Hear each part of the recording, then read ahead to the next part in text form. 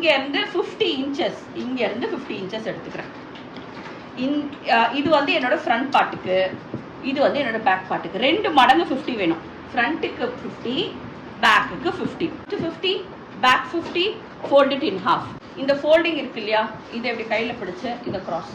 அப்போது நான் நிற்கிற இடத்துல 2 ஆன் ஃபோல்டு அண்ட் இந்த இடத்துல 1 ஆன் ஃபோல்டு அண்ட் 2 செல்வேஜ்.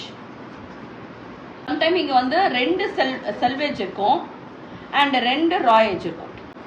உங்கள் யோக் எடுத்து இந்த ஆன் ஃபோல்டு இங்கே முடியுது இல்லையா, இந்த இடத்துல சாரி இந்த டிப் இருக்கு இல்லையா, டிப்பில் வச்சு ஒரு ஸ்ட்ரெயிட் லைன் ட்ரா பண்ணிடுறேன். இதையும் மெஷர் பண்ணுறோம், இதையும் மெஷர் பண்ணுறோம்.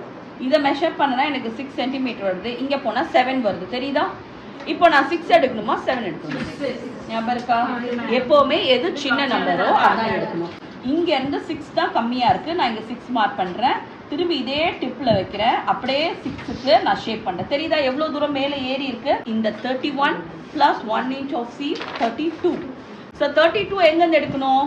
இங்கேருந்து 32 இப்படியே எடுக்கணும். அப்படியே 32 எப்படி வருதோ பார்த்து அதுக்கேற்ற மாதிரி இங்கே சர்க்கிள் ஃபார்ம் ஆகும்.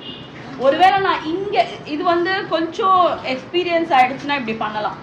இல்லைனா வந்து இது பண்ணும்போது என்ன ஆகும்னா மேலே கீழே ஆக சான்ஸ் இருக்குது. அப்போ என்ன பண்ணணும்னா, நான் இந்த டிப்லேருந்தே பண்ணும்போது உங்களுக்கு வந்து காம்பஸ் வச்சு ட்ரா பண்ண மாதிரி ஒரு பர்ஃபெக்ட் சர்க்கிள் கிடைக்கும். ஆனால் அந்த 32 சொன்னோம் இல்லையா, 32 கூட இந்த லென்த் எவ்வளோ எடுத்தோம்? 6 ப்ளஸ் அந்த 6 மட்டும் ஆட் பண்ணிக்கோங்க. எவ்வளோ ஆச்சு? 38. அப்போது இங்கேருந்து ஒருத்தர் இப்படி பிடிச்சிக்குங்க, 38க்கு பிறகு எவ்வளோ ஸ்மூத்தாக நமக்கு கிடைச்சிக்கும்.